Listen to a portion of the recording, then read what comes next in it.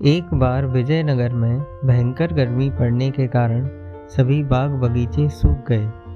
नदियों और तालाबों का जल स्तर काफी घट गया। तेनालीराम के घर के पीछे भी एक बड़ा बगीचा था जो सूखता जा रहा था।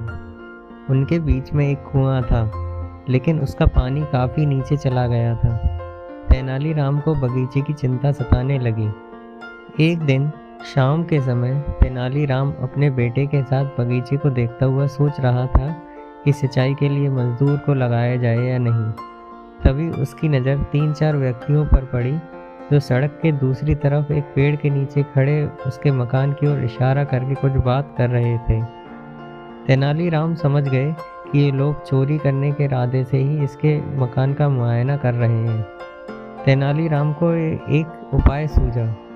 उसने ऊंची आवाज में अपने पुत्र से कहा, बेटे, सूखे के दिन हैं, चोर डाकू बहुत घूम रहे हैं। गहनों का वह संदूक घर में रखना उचित नहीं। आओ उसे उठाकर इस कुएं में डाल दें। चोरों को पता ही नहीं चलेगा कि तेनालीराम का सारा धन इस कुएं में पड़ा है। यह बात तेनालीराम ने इतनी जोर से कही कि दूर खड़े चोर भी स्पष्ट सुन लें। और फिर तेनालीराम ने बेटे का हाथ पकड़ा और मकान के भीतर चले गए।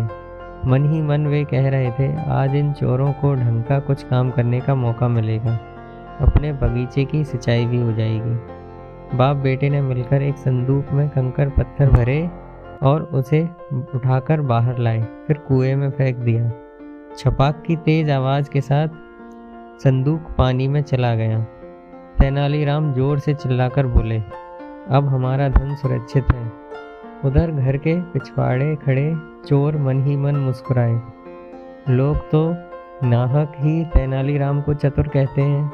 यह तो महामूर्ख है, इतना भी नहीं जानता कि दीवारों के भी कान होते हैं। एक चोर ने अपने साथी से कहा, आओ चलें, आज रात इसका सारा खजाना हमारे कब्जे में होगा। तेनालीराम अपने घर में चले गए और चोर अपने रास्ते। रात होने पर चोर आए और अपने काम में जुट गए। वे बाल्टी भर भर कर कुएं से पानी निकालते और धरती में उड़ेल देते। उधर तेनालीराम और उसका पुत्र पानी को क्यारियों की ओर करने के लिए खुरपी से नालियां बनाने लगे।